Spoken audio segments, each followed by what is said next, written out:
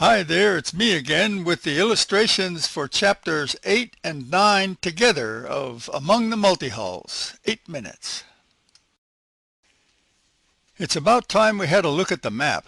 Our 3-year junket in Scrimshaw starts at the far upper left here on the central coast of California, works its way down to Southern California, and then the long run down the Pacific seaboard of Baja California to the point at the tip of the peninsula called Cabo San Lucas. And yes, this was roughly the same trip we had made in 1959 in our little Juana when we got forced down there at San Lucas by that Mexican chubasco. That was chapters 4 and 5, but now in 1972, in chapter 8, we go bopping along the southwestern side of Mexico for 4 months, investigating every possible cove until we come to that first little country just south of Mexico, the gray one, called Guatemala. And that's where I came down with hepatitis, which forced us to move ashore.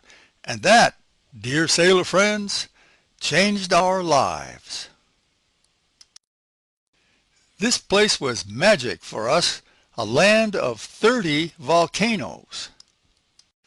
A spectacular landscape that I called tropical alpine, plus the modern-day remnants of the Spanish colonial culture that is still in its interface with the surviving people of the ancient Maya.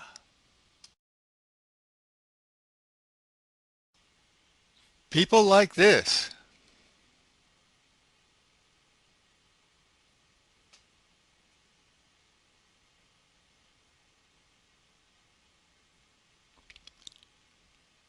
And this.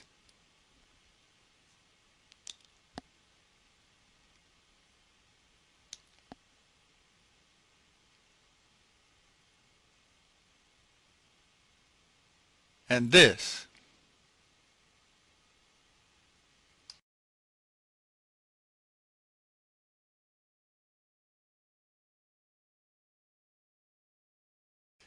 So we bought an old panel truck, which turned out to be the vehicle of my life, and rented this little red roof place on the left.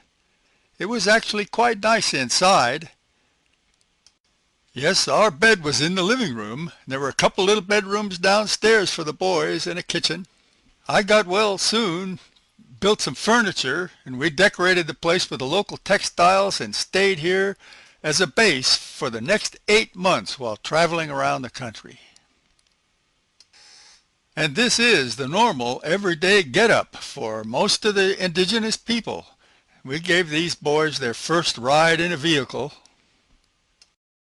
And almost every weekend there was a very serious religious festival ceremony in one or another of the many mountain towns. And they were so colorful, many of them truly exotic, that we tried to hit them all. We really got around Guatemala. And during the week we were going to school, studying Spanish intensively, one student to one instructor. We all did this. So when we got to these festivals, we could begin to understand what was going on. These guys are decorating the streets with colored sawdust placed through templates. And during the coming procession, of course, the Catholic priest gets to walk on it first, and then the procession follows him. And we became captivated by the local textiles. These people make all of their own clothes in this manner, with the hip strap loom, the strap wrapped around the lady's hips and pinned up against the wall.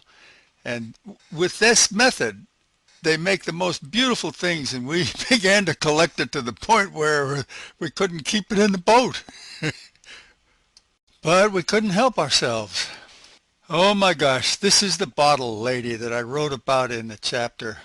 She came to our place every week to collect our used containers, to take them to the market and sell them to sustain herself. Now I thought this old woman was really beautiful, and so I took her picture with a telephoto lens, some distance away, looking through 2 doorways that were ajar. And there was no way that she could have seen me or heard my camera click. I knew some of the old people were camera shy, but when my camera clicked, she jumped like she'd been stuck with a hat pin, and she took off, and we never saw her again. It made me think differently about taking candid portraits. If people want to pose for them, very well. Like this young mother with her kid and that beautiful wall behind her. Unforgettable, huh? She came to me and said, "Mister, picture me." Okay. There's my favorite subject. So after 8 months in the Guatemala highlands, we decided to hit the briny trail again and head on down for Panama. Chapter 9.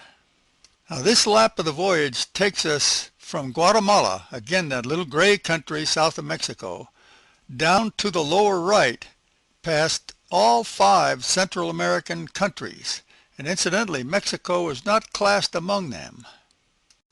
Now this is a part of the world whose geography is not well understood. First of all, notice that the isthmus runs more east and west than it does north and south. And on this map it all looks like one country. But actually after Guatemala comes Honduras, El Salvador, Nicaragua, and Costa Rica before reaching Panama. Now we had a lot happen to us in this area, but I'm going to let you read about most of it in the book. A couple of images survive, this one of Russell during our lobster overdose. We also had a giant shrimp overdose in Costa Rica. Then there's this one of Joanna in the Secas Islands, where she found that the fishermen had poked a little split bamboo gutter into a spring to form a place where she could wash her hair. Fresh water was indeed very limited on board in this area.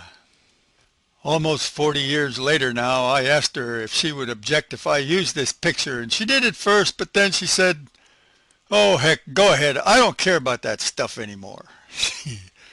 I guess I do. And I care about this one. I think it was taken the morning after Steve and I had our seance in the cockpit while thrashing up to the canal. I guess it's my favorite story in Volume 1.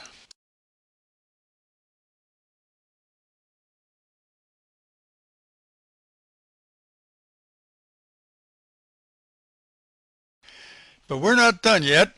2 chapters to go with some nice images. So I hope you'll not jump ship in Panama.